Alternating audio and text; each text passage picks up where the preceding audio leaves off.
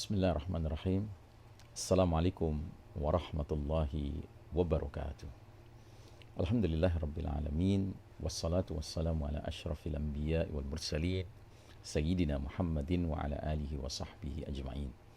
Faqala Allah Ta'ala fi kitabihil karim. Ba'da auzubillahi minasyaitonir rajim.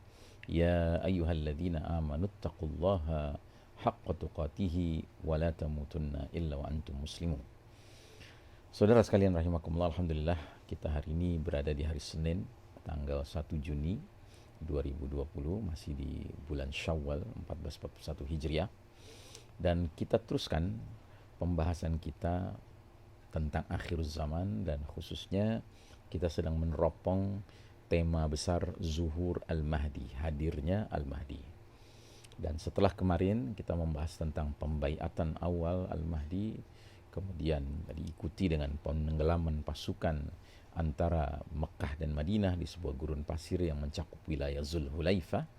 Kemudian juga kita membahas tentang pembaiatan gelombang berikutnya yang mencakup para mujahidin dari Syam dan Irak berdatangan ke Ka'bah membaiat Al-Mahdi. Maka sekarang tema kita adalah qafilah jihad, ya, Jaishul Mahdi, pasukan Al-Mahdi.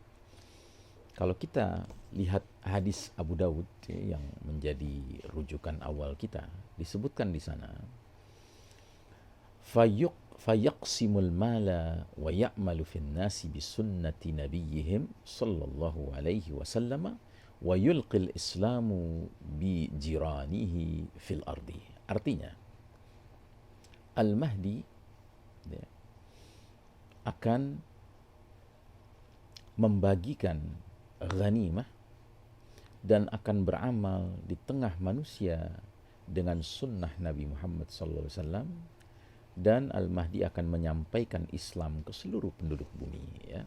Jadi ini merupakan, ya, misi utama, ya, Amirul Mukminin fi akhir zaman, pemimpin kaum beriman di akhir zaman, sekaligus khalifah dari babak khilafatun ala minhajin nubuwah, Al-Mahdi, ya.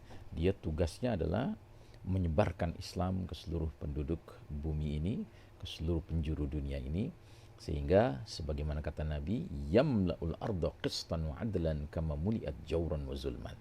Al-Mahdi akan penuhi bumi secara merata dengan keadilan, sebagaimana bumi sebelumnya dipenuhi secara merata dengan kezaliman, ya.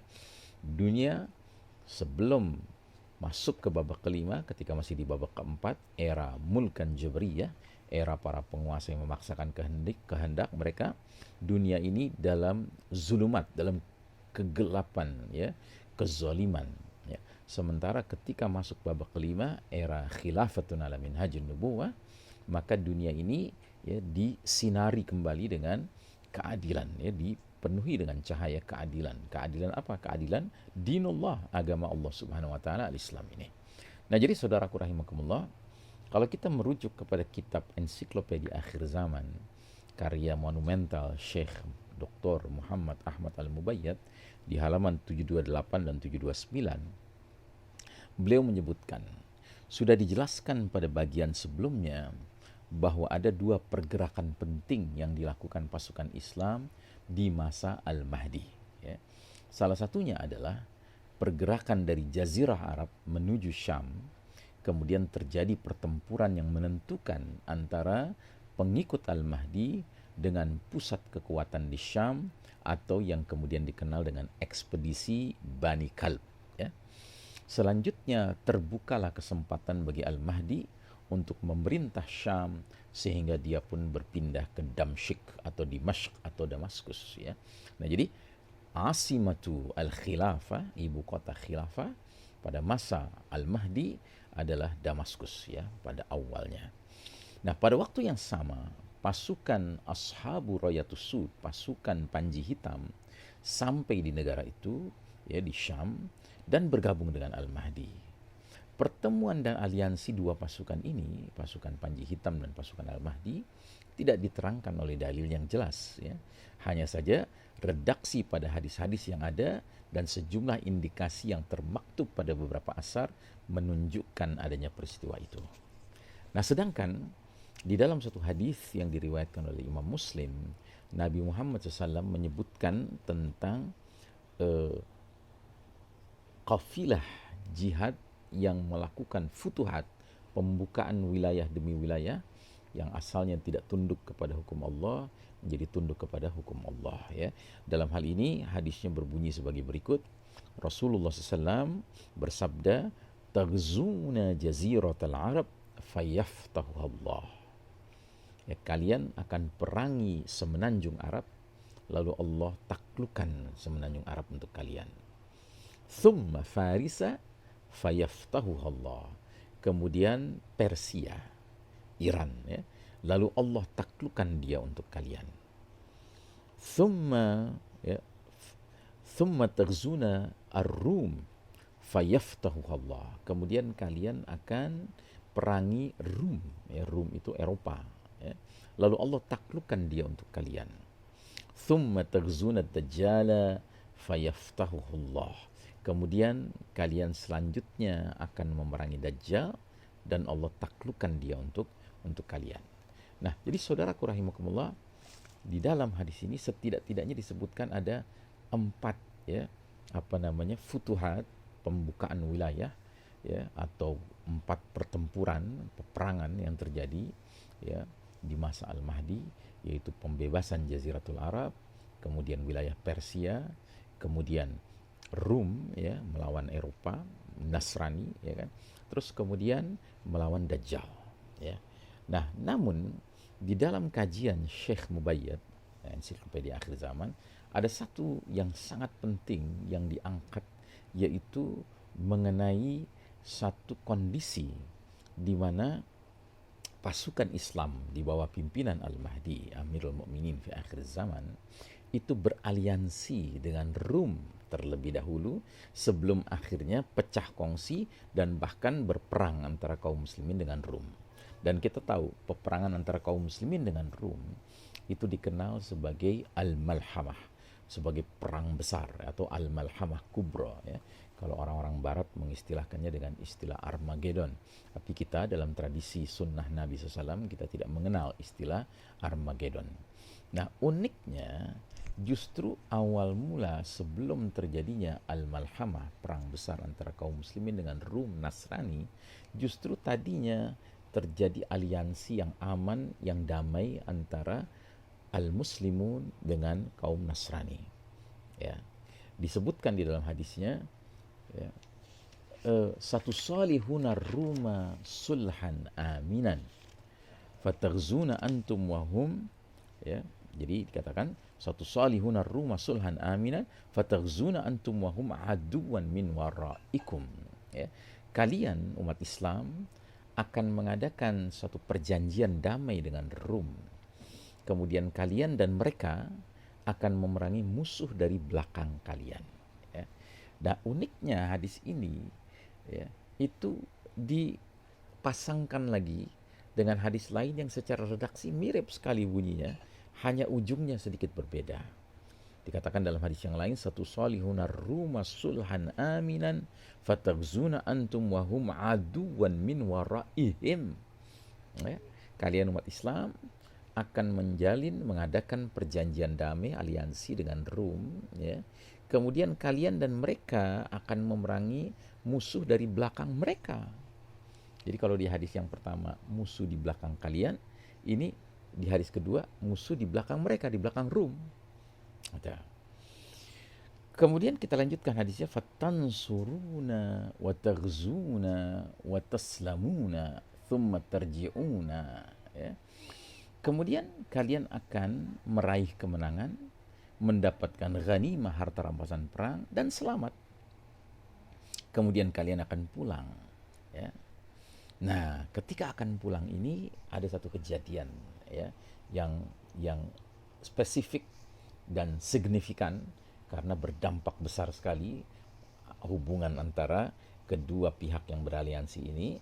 Disebutkan dalam hadis itu, ya, hatta tanzilu bi marjin dhi tulul fayarfa'u rajulun min ahli nasraniyati as-salib fayaqulu ghalaba as-salib fayaghdabu rajulun minal muslimin fayadukkuhu fa inda dzalika taghdirur rumu wa tajma'u lil malhamah, ya.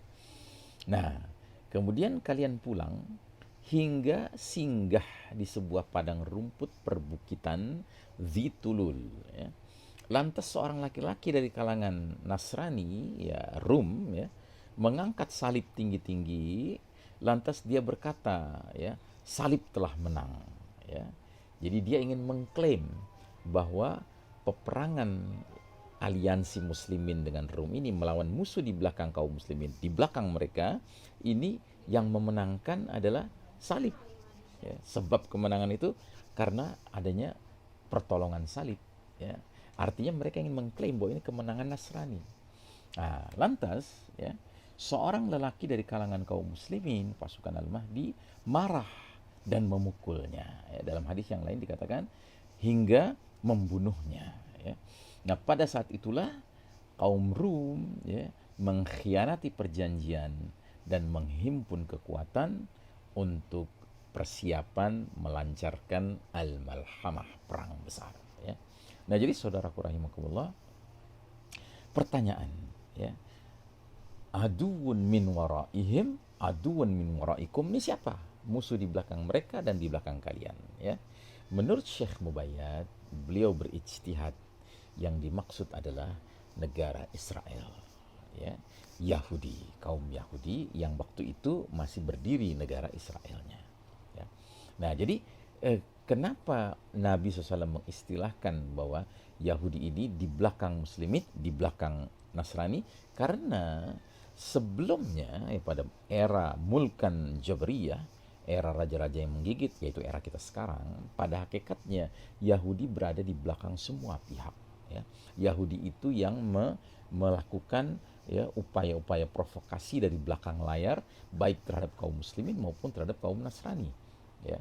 Mereka yang membuat kekacauan. Nah, ketika dunia ini kemudian mengalami sebuah perubahan mendasar, fundamental, dikarenakan terjadinya shutdown of modern technology, maka automatically upaya kaum Yahudi untuk bisa terus-menerus, ya, melakukan public opinion making, pembentukan opini publik yang menyesatkan, yang mengacaukan, yang mengubah hak menjadi batil, batil menjadi hak, ini serta-merta menjadi lumpuh.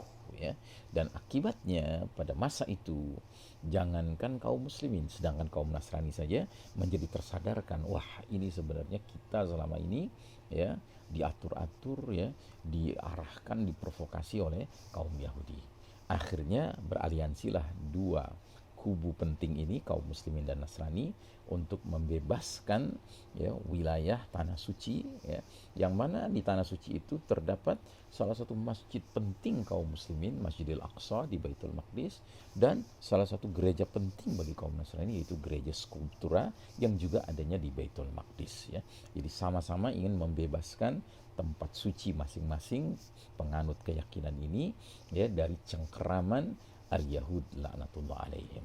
Nah, jadi saudaraku rahimakumullah, ini peristiwa yang sangat penting, tetapi sekaligus dari peristiwa ini muncul yang berikutnya, yaitu pecah kongsi.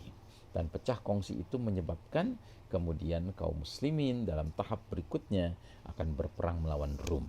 Dan peperangan lawan Rum ini dijuluki oleh Nabi SAW dengan Al-Malhamah atau Al-Malhamah Kubra, perang besar antara kaum muslimin dan kaum Nasrani.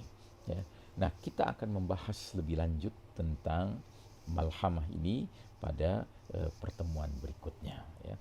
Mudah-mudahan apa yang kita bahas hari ini, ya, setidak-tidaknya memberikan gambaran bahwa di masa kepemimpinan Al-Mahdi, ya, berbagai ekspedisi-ekspedisi jihad akan berlangsung, ya, karena, ya, memang setelah umat menyatu di dalam satu kepemimpinan yang jelas, yang semata-mata ingin menegakkan kembali li'ilai kalimatillah, kalimat Allah, hukum Allah yang berdaulat, tentunya wilayah demi wilayah, negeri-negeri dunia ini harus dibebaskan, harus dibuka agar juga mengikut kepada ketundukan akan hukum dari Rabbin Nas, rajanya manusia dan Tuhannya manusia, Allah Subhanahu wa taala.